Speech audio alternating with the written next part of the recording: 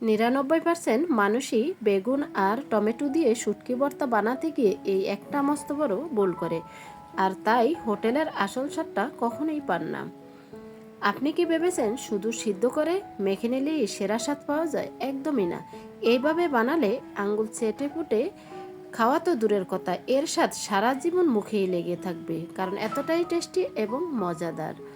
যে সিক্রেট রেসিপিতে আমাদের নানি দাদিরা ভর্তা বানাতেন, আজ সেটাই শেয়ার করছি। শেষ টিপসটা না দেখলে কিন্তু পুরোটাই মিস করবেন, তাই ভিডিওটি লাইক দিয়ে শেষ পর্যন্ত দেখুন।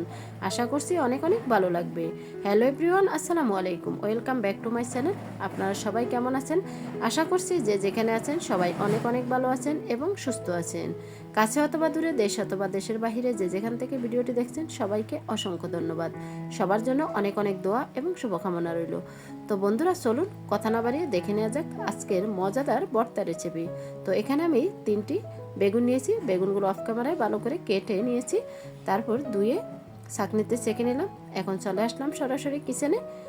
প্যানে আগে থেকে 1 টেবিল চামচ সরিষার তেল গরম করে নিচ্ছি, তারপর দিয়ে দিচ্ছি বেগুন, স্বাদমতো লবণ এবং হলুদের গুঁড়া দিয়ে নেড়ে ছেড়ে নিচ্ছি। আর এই পর্যায়ে কিন্তু চুলা একদম লো হিটে রাখতে হবে, তাহলে বেগুনগুলো পুরোপুরিভাবে সিদ্ধ হয়ে যাবে। আর এখানে কিন্তু কোনো প্রকারের পানি দেওয়া যাবে না।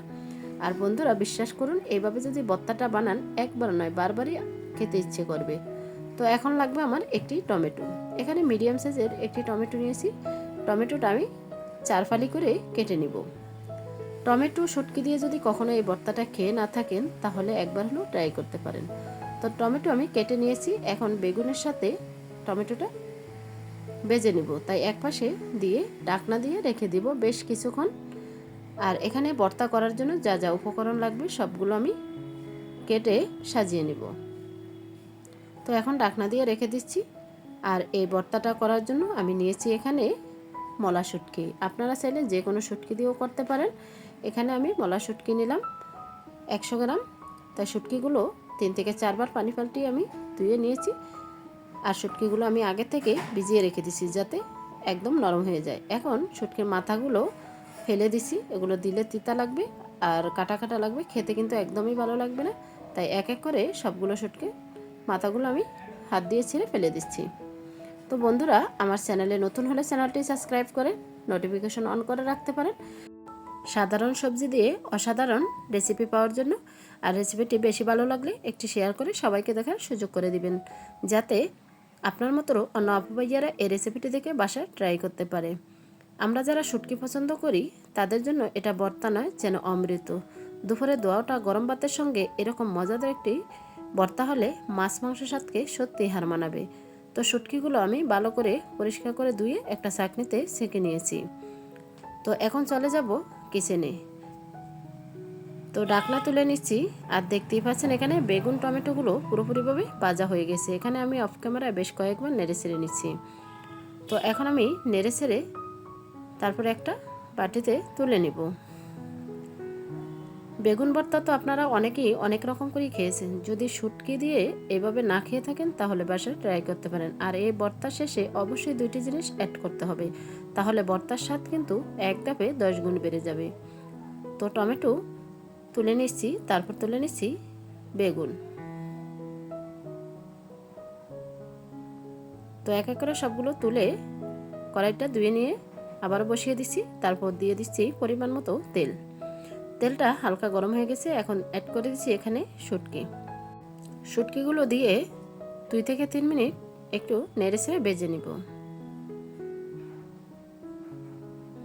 আজকের ভর্তাটা করব শুধু কাঁচামরিচ দিয়ে, তাই এখন শুটকির সাথে কাঁচামরিচ অ্যাড করে দিচ্ছি। জালের পরিমাণটা আপনারা আপনাদের পছন্দ মতো দিতে পারেন। এখানে আমি মরিচের পরিমাণটা একটু বেশি দিয়েছি, কারণ ভর্তাটা জাল হলে খেতে ভীষণ টেস্টি হয় তার জন্য। তারপর কালারের জন্য দিয়ে দিচ্ছি এখানে সামান্য পরিমাণ হলুদের গুঁড়া দিয়ে এখন 3 থেকে 4 মিনিট ভালো করে শুটকিটা ভেজে নেব। এখন শুটকিগুলো একদম নরম করার জন্য এখানে অ্যাড করে দিচ্ছি ছোট বাটির 1 বাটি পানি। তো পানিটা দিয়ে আবারও নেড়ে ছেড়ে ডেকে রাখবো বেশ কিছুক্ষণ, তাহলে এই ভর্তাটা করার সময় শুটকিটা বাড়তে অনেকটাই সুবিধা হবে তার জন্য। এখন ঢাকনা দিয়ে প্রায় 10 মিনিট ওয়েট করছি। 10 মিনিট পর ঢাকনা তুলে নিচ্ছি। দেখতেই পাচ্ছেন পানিটা পুরোপুরি শুকিয়ে গেছে। এখন শুটকি এবং মরিচগুলো ভাজা হয়ে গেছে। এখন চুলার আঁচ বাড়িয়ে আবারও 2 থেকে 3 মিনিট ভেজে নেব। আর এটা ভাজার সময় ফ্লেভারটা কিন্তু খুবই সুন্দর আসছে। আর এই ভর্তাটা খেতেও কিন্তু ভীষণ টেস্টি হয়েছে। তো শুটকি মরিচ ভাজা হয়ে গেছে, সেম প্লেটেই আমি তুলে নিচ্ছি।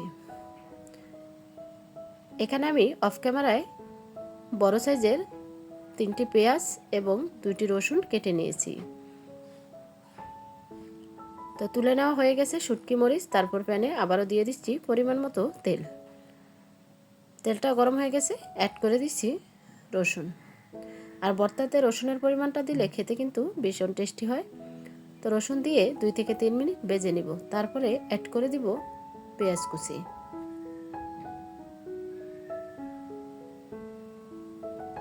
এখন রসুন এবং পেঁয়াজ হালকা ব্রাউন কালার করে ভেজে নিব।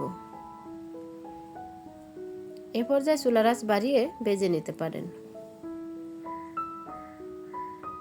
আর এই ভর্তাটা বানানোর শেষে অবশ্যই এই 2টা জিনিস অ্যাড করবেন, তাহলে এই ভর্তাটা ছোট বাচ্চারাও কিন্তু খুব পছন্দ করে খেয়ে নেবে। এতটাই ফ্লেভার আর এতটাই টেস্টি। তো রসুন পেঁয়াজ হালকা ব্রাউন কালার করে ভাজা হয়ে গেছে। এখন সেম প্লেটেই আমি তুলে নেব। তো এক এক করে সবগুলো উপকরণ আমার ভাজা হয়ে গেছে।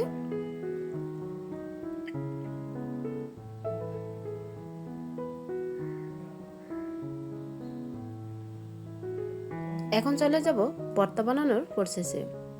প্রথমে বাটনা নিয়েছি। বাটনাতে আমি শুটকি এবং মরিচগুলো নিয়ে নিচ্ছি। এগুলো হালকা মিহি করে বেটে নিব।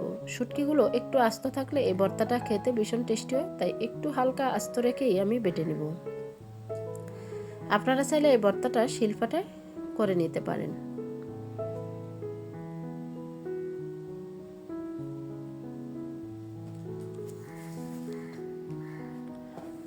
তো মরিচ এবং শুটকি বাটা হয়ে গেছে, আর দেখেই বুঝতে পারছেন শুটকিগুলো একটু আস্ত রেখে দিচ্ছি আমি। তো এখন আমি বেটে নিব টমেটো। টমেটোর উপরের আবরণগুলো আমি ফেলে দেব।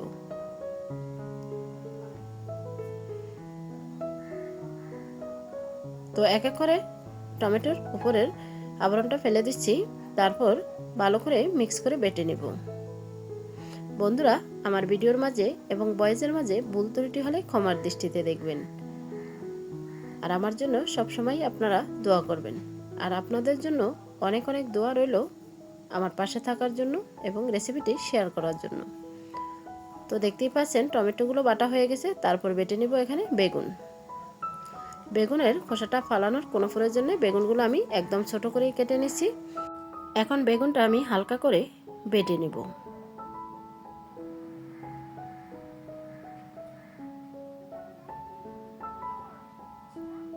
তো বেগুন, মরিচ এবং শুটকি ভালো করে বাটা হয়ে গেছে। এক পাশ করে রেখে এখানে আমি বেটে নিব ভেজে রাখা পেঁয়াজ এবং রসুন। পেঁয়াজ রসুনটাও হালকা করে বেটে নিব, একদম মিহি করব না।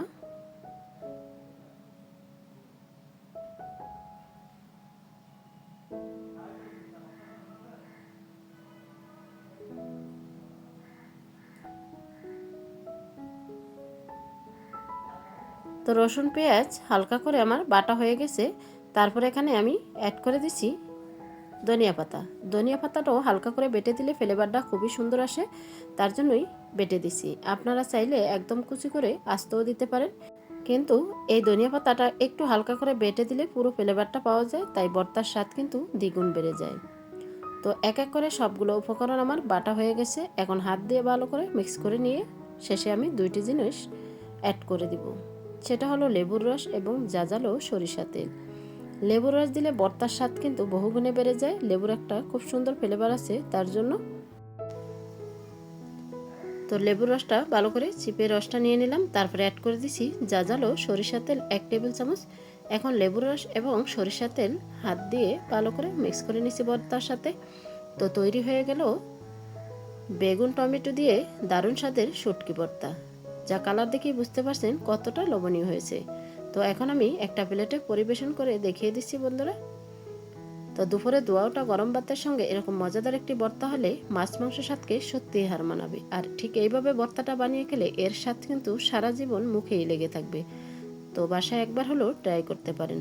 তো বন্ধুরা, আজকের মতো এখানেই বিদায় নিচ্ছি। আবারও দেখা হবে আপনাদের সাথে নেক্সট কোনো রেসিপির সাথে। ততক্ষণে আপনারা সবাই অনেক অনেক ভালো থাকবেন এবং সুস্থ থাকবেন, নিজের খেয়াল রাখবেন, পরিবারের খেয়াল রাখবেন। আর এইরকম মজাদার রেসিপি পেতে চ্যানেলটি সাবস্ক্রাইব করে নোটিফিকেশন অন করে রাখতে পারেন। তো আসসালামু আলাইকুম রহমতুল্লাহি ওয়া বারাকাতুহু। আল্লাহ হাফিজ।